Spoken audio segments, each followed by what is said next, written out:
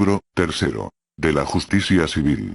Título segundo. Capítulo 2. De los juicios orales civiles. Sección quinta. Del juicio especial de arrendamiento inmobiliario oral. Artículo 520. A las controversias que versen sobre el arrendamiento inmobiliario les serán aplicables las disposiciones de este capítulo. A las acciones que se intenten contra quien haya otorgado fianza de carácter civil o terceras personas por controversias derivados del arrendamiento, se aplicarán las reglas de este capítulo, en lo conducente. Igualmente, la acción que intente la persona arrendataria para exigir a la arrendadora, el derecho de preferencia y el pago de los daños y perjuicios a que se refiere el Código Civil correspondiente, se sujetará a lo dispuesto en este título. Artículo 521. Los escritos de demanda, contestación, y en su caso, reconvención, observarán los requisitos establecidos en las disposiciones generales.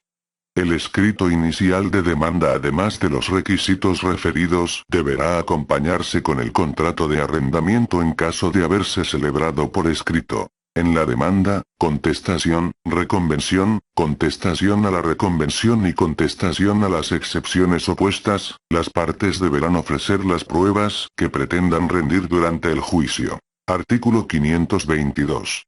Admitida la demanda, se ordenará emplazar a la parte demandada, misma que deberá dar contestación, y formular en su caso, reconvención, dentro de los 15 días siguientes a la fecha del emplazamiento.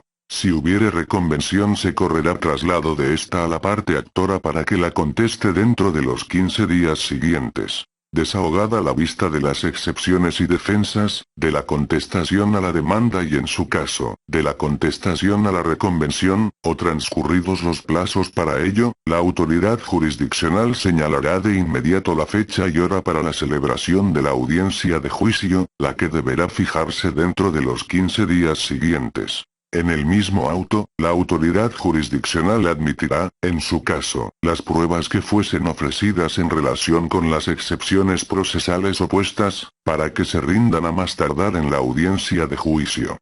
En caso de no desahogarse las pruebas en la audiencia, se declararán desiertas por causa imputable al oferente. En lo no previsto para la audiencia de juicio, deberán aplicarse lo dispuesto en las reglas generales del juicio ordinario oral civil de este Código Nacional. Artículo 523. La preparación de las pruebas quedará a cargo de las partes, por lo que deberán presentar a los testigos, peritos y demás pruebas que les hayan sido admitidas.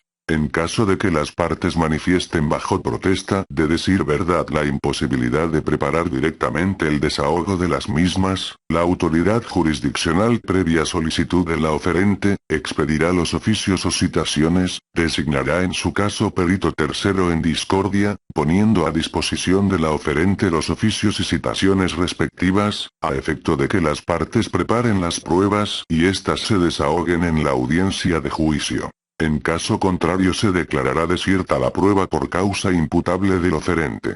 Si llamado un testigo, perito o solicitado un documento que hayan sido admitidos como prueba, no se desahogan estas a más tardar en la audiencia, se declarará desierta la prueba ofrecida por causa imputable a la oferente. Artículo 524.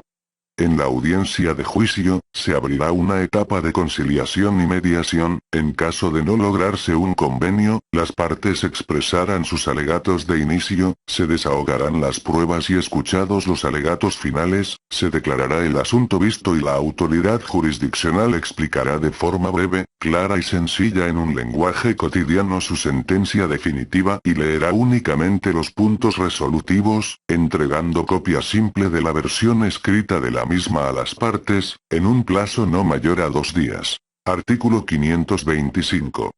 En caso de que dentro del juicio a que se refiere este capítulo, se demande el pago de rentas atrasadas por 2 o más meses de acuerdo con el contrato suscrito por las partes, la parte actora podrá solicitar a la autoridad jurisdiccional que, al momento del emplazamiento o al dar contestación a la demandada acredite con los recibos de renta correspondientes o escritos de consignación debidamente sellados, que se encuentra al corriente en el pago de las rentas pactadas, y no haciéndolo se embargarán bienes de su propiedad suficientes para cubrir las rentas adeudadas. Artículo 526.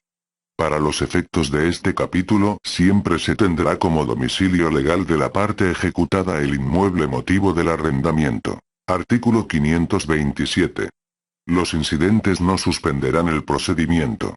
Se tramitarán en los términos de las reglas generales del presente Código Nacional, para los de tramitación escrita u oral, según procedan. Artículo 528.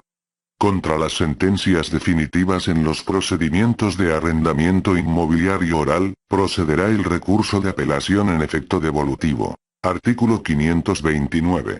En todo lo no previsto regirán las reglas generales de este Código Nacional, en cuanto no se opongan a las disposiciones del presente capítulo.